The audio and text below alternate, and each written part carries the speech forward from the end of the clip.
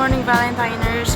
So ayan, kakahatid ko lang kay Brand. So, job well done sa akin sa pagiging tita ko kay Brand. Naka-shades po, wala pa akong tulog, kaka-edit ng films.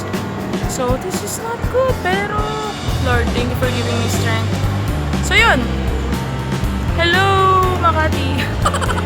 Okay guys, so hopefully makatulog, pero parang ang tas-tas ng energy ko because siguro sa coffee.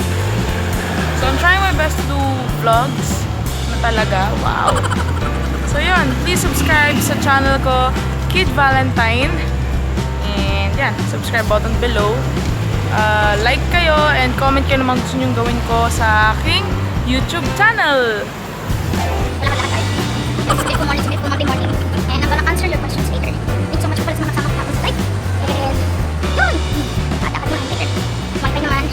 Get back in shape again. Kubayaran naman tayo ng level. Actually, naman kubaya. Kasi busy na naman sa work. Busy sa work and i-edit. So, sit naman tayo. Ay, gusto mo. Cute dogs. Very cute. Okay. So, later guys. Ang buwang ng elevator. Lalaki sila na Yun! Getting back in shape soon.